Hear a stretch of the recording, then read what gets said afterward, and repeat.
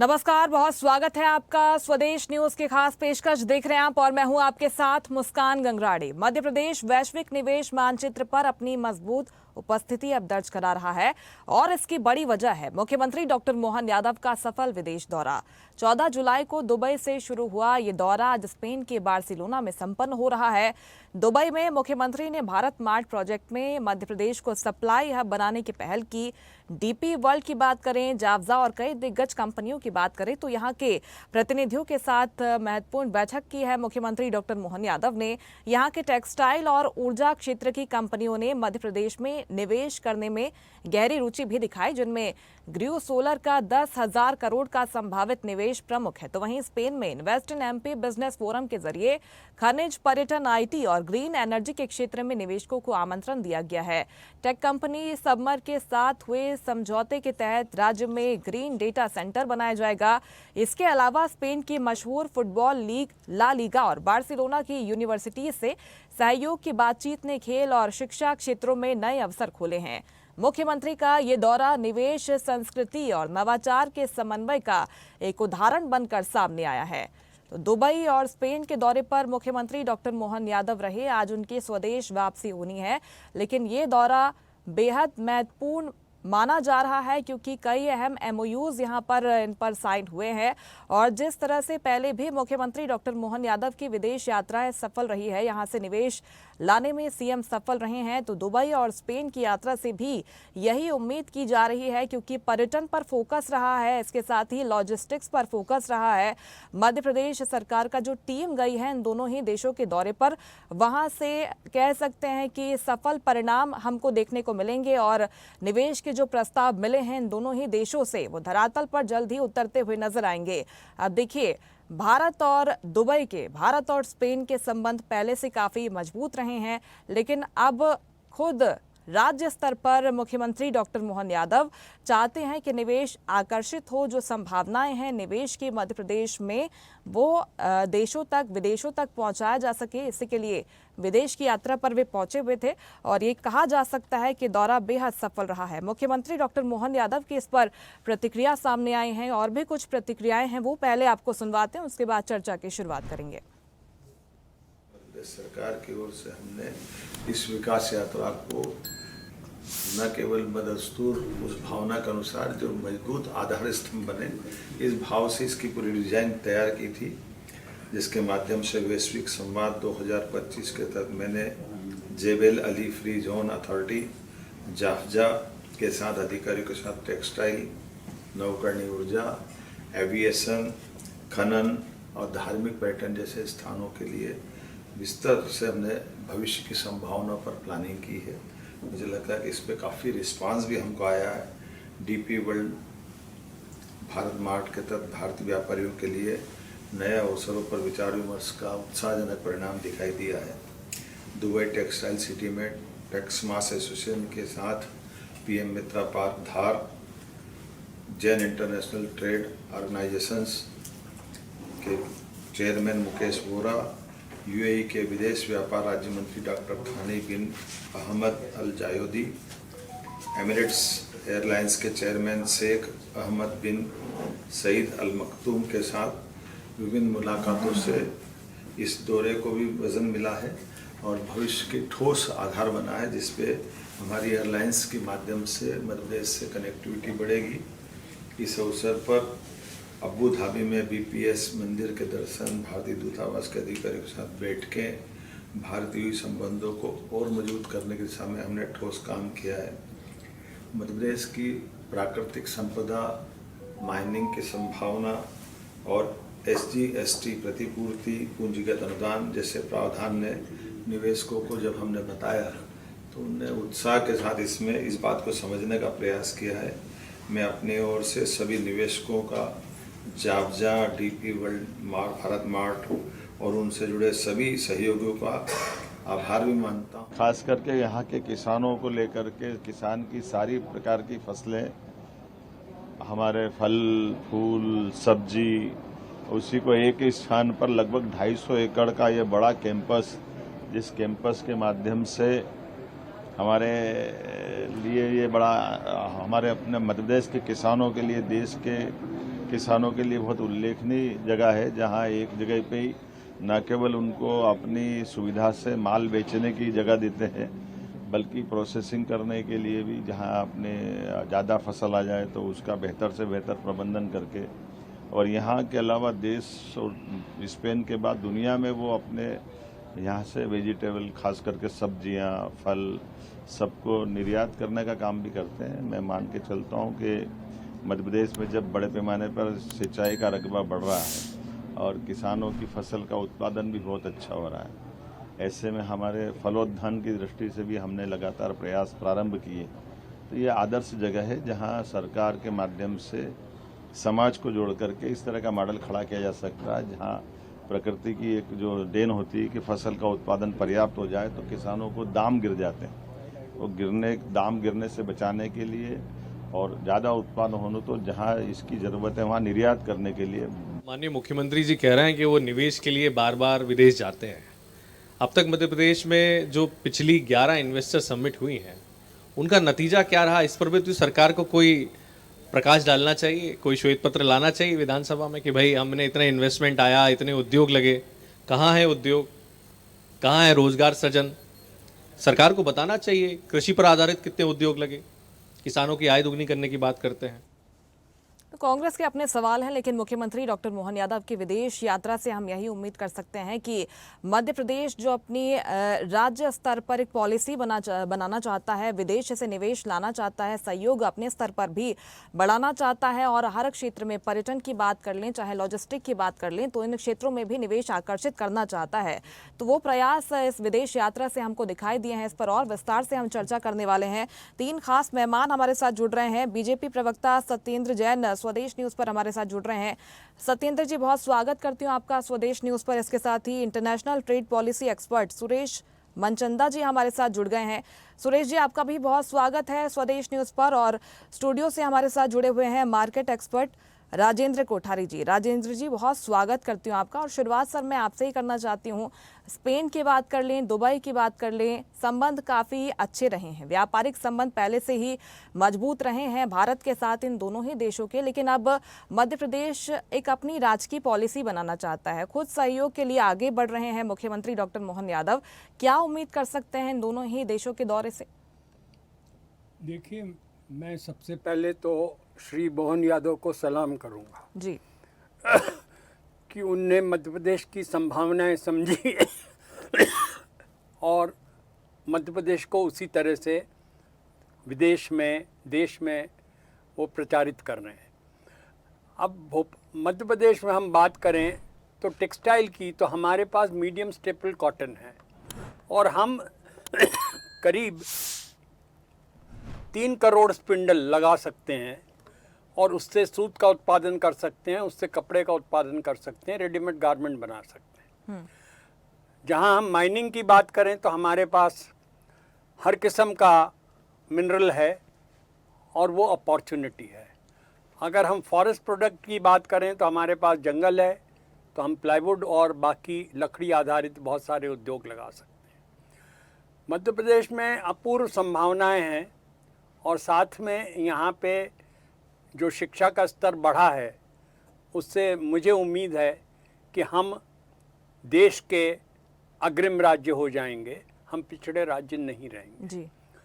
जो हमारी अपॉर्चुनिटी है वो ये कि हम देश के सेंटर में हैं और हम बड़ा लॉजिस्टिक हब भी बन सकते हैं जी।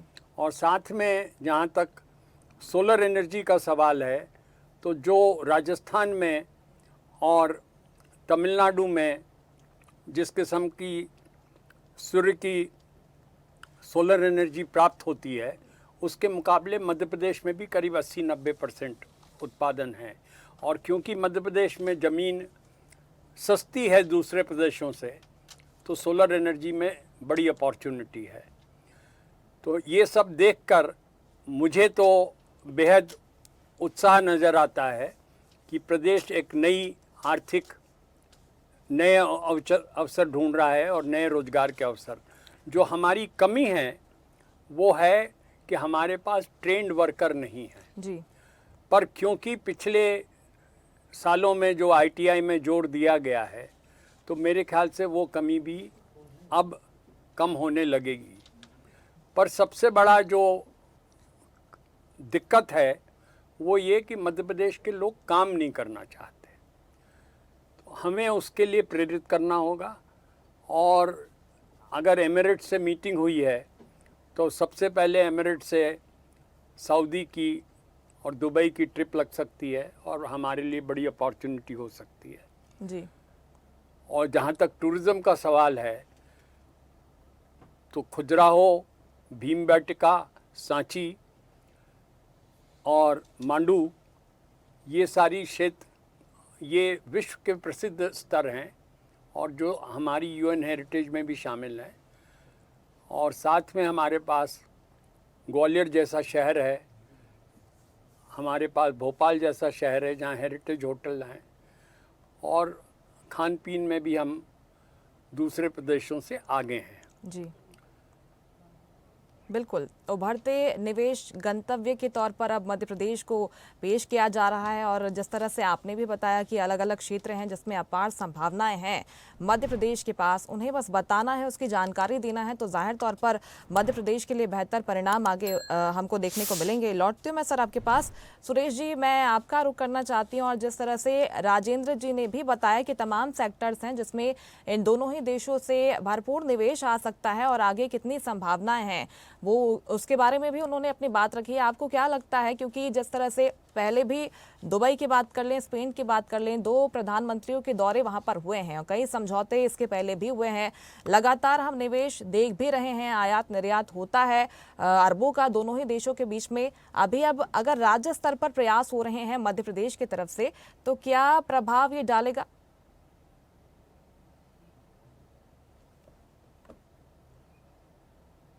कि अगर मैं बात करता हूं तो निश्चित तौर के ऊपर ये एक सराहनीय कदम है और हर स्टेट पे इस तरीके का जो काम है वो करती है। अब इन दौरों को अगर हम थोड़ा सा एनालाइज करें, सबसे पहले तो हमें मध्य प्रदेश की ज्योग्राफिकल सिचुएशन देखनी पड़ेगी। आपकी जो मध्य प्रदेश की जो ज्योग्राफिकल आपकी जो स्ट्रक्चर है, जो पोजीशनिंग है, वो बड़ी सुंदर है। तकरीबन अगर मैं ये कहूं कि मध्य प्रदेश ऐसी जगह पर सिचुएटेड है भारत के जहां पे 700 किलोमीटर का जो रेडियस है, अगर हम उसको नाप लें तो करीब करीब भारत की 50% पॉपुलेशन जो है वो उसके अंदर कवर हो जाती है। जी। दूसरी सबसे बड़ी चीज ये है कि भारत का सबसे बड़ा जो एक्सप्रेस हाईवे है वो उसका नेटवर्क आपके मध्य प्रदेश से होकर के गुजरता है। तीसरी सबसे बड़ी ब्यूटी इसकी ये है कि यहाँ पर आपके पास में 5 आपके पास कंटेनर डिपो हैं और ये एक लॉजिस्टिक के अंदर में बहुत महत्वपूर्ण है। दूसरी चीज, जैसा कि अभी सर भी बोल रहे थे, हमारे दूसरे पैनलिस्ट बोल रहे थे कि एग्रीकल्चर के पॉइंट ऑफ देखा जाए तो मध्य प्रदेश का जो स्थान है गेहूं में, पल्स में, सोयाबीन के अंदर, ये इंडिया के अंदर में नंबर 1 पोजीशन है। दूसरी तरफ अगर हम देख लें तो टोटल ग्रेन का जो प्रोडक्शन है पूरे हिंदुस्तान के अंदर में, उसमें मध्य प्रदेश की 2nd पोजीशनिंग है। ऑर्गेनिक फार्मिंग की तरफ मध्य प्रदेश काफी तवज्जो दे रहा है। 30% जो इसका एरिया है वो जंगल का एरिया है और यूं कहें कि वर्जिन लैंड है और मध्य प्रदेश सरकार वर्जिन लैंड डेवलपमेंट इनिशिएटिव्स ले ही रही है और इसके अंदर में जो फार्मिंग इन्वेस्टर्स हैं उनको भी अट्रैक्ट किया जा रहा है ताकि सस्टेनेबल फार्मिंग को यहाँ पर पोजीशनिंग किया जा सके। इसके साथ साथ में मेगा फूड पार्क्स हैं, कोल्ड चेन प्रोजेक्ट हैं। तो अगर मैं वैल्यू चेन की बात करूं तो मध्य प्रदेश यहाँ पर काफी अग्रेसिव हुआ है। जैसा सर बिल्कुल ठीक कह रहे थे कि वहां पे कॉटन का हब है और कॉटन को देखते हुए वहां पे टेक्सटाइल और गारमेंट उसको मजबूती, ऑटोमोबाइल एंड, क्योंकि आप देखिए मुख्यमंत्री साहब उन देशों के अंदर गए हैं जहां पे ऑटोमोबाइल का बड़ा अच्छा सेक्टर है, टेक्सटाइल की बड़ी अच्छी डिमांड है, फार्मास्यूटिकल कंपनीज और ऑर्गेनिक के ऊपर पे उन देशों का खास तवज्जो है। तो उन्हीं को ही कहीं अलायंस, नॉलेज पार्टनर बना करके अलायंस किया जाए, इन्वेस्टमेंट वहां से अट्रैक्ट की जाए, यहां से एक्सपोर्ट को डेवलप किया जाए और किस तरीके से एक्सपोर्ट को बढ़ाया जाए, इसके ऊपर पूरी की पूरी प्लानिंग है। इसको मैं सिलसिलेवार यहाँ पर एक्सप्लेन करने की कोशिश करता हूं जो यहाँ पर मेरी नॉलेज के अंदर में आया। Textile and garments, automobile and engineering, chemical and आपका पेट्रोकेमिकल्स, फार्मास्यूटिकल, डिफेंस के अंदर, एनर्जी के अंदर यहां पर काफी तवज्जो दी जा रही है। जैसा सर ने कहा कि सोलर के ऊपर पे काफी अच्छा है। मैं आपको बता दूं, Madhya Pradesh one of the largest, Asia's largest state जहां पर सोलर एनर्जी को डेवलप किया जा, और सोलर, बायोमास, पंप हाइड्रो, ये ऐसे सेक्टर्स हैं जिससे बिजली जो है वो प्रोड्यूस करने की कोशिश है। मैं आपको बता दूं 2024-25 के अंदर में एक बहुत बड़ी जो डील हुई मध्य प्रदेश की, वो एनटीपीसी और अडानी के साथ में हुई। और जो अभी जो जीआईएस हुआ था आपका 2025, उसकी अगर मैं बात करूं, करीब करीब 34 लाख करोड़ रुपए के एमओयू साइन हुए हैं। लेकिन यहां पर एक चीज को समझने की जरूरत है, जो 34 लाख करोड़ रुपए के एमओयू साइन हुए हैं, वो धरातल पर कितने आते हैं? जो अभी दुबई का जो दौरा हुआ, उसके जो फिगर्स आए, और जो आपने बाइट भी सुनवाई मुख्यमंत्री साहब की, जो कंट्रीज और जो कंपनीज पर्टिकुलरली इसके अंदर में इन्वेस्ट कर रही हैं, वो तकरीबन 24,000 करोड़ रुपए की इन्वेस्टमेंट है। एटा फॉर स्पोर्टिंग टेक्नोलॉजीज है, बहरीन की कंपनी है, वो 20,000 रुपए यहाँ पर इन्वेस्ट करने की बात कर रही है। इंडिया पीपल्स फोम है, ये यूएई की कंपनी है, 1500 करोड़ रुपए।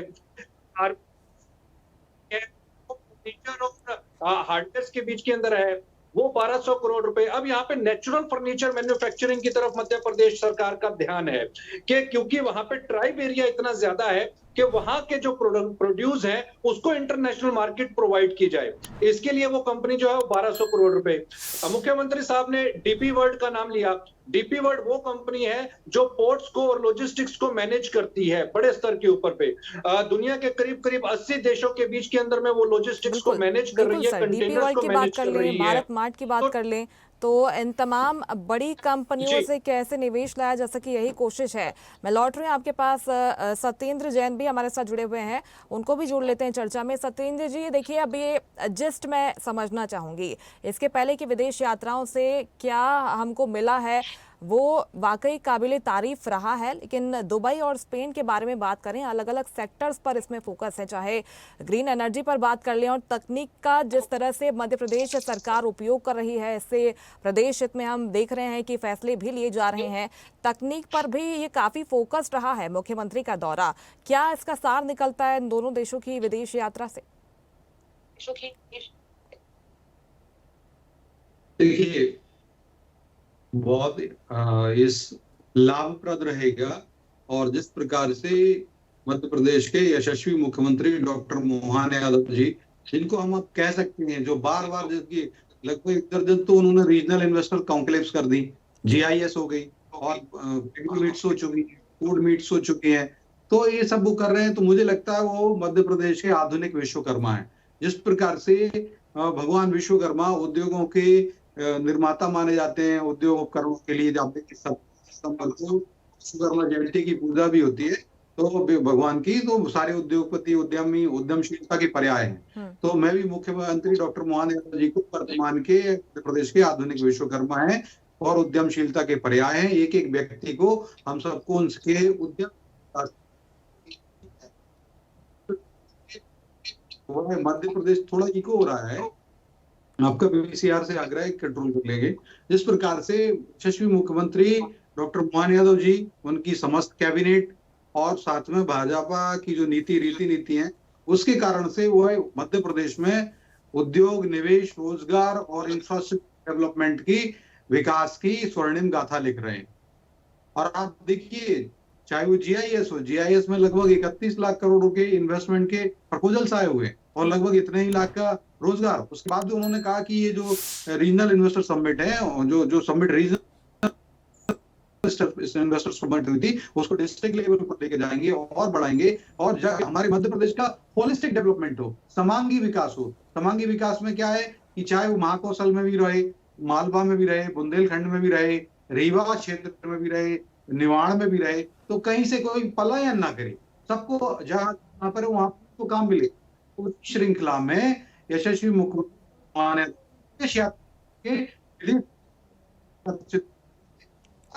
विदेश में भी मध्य प्रदेश का जो वस्तुएं हैं, जो ट्रेड होता है, जो निर्यात होता है उस निर्यात को कैसे बढ़ाया जाए, उस पर भी वो पूर्ण रूपेण और पूर्ण मनोयोग से काम कर रहे हैं। लगातार और जिस प्रयास कर प्रकार रहे से हैं मुख्यमंत्री और वो प्रयास हमको दिखाई देते हैं लॉटरी में।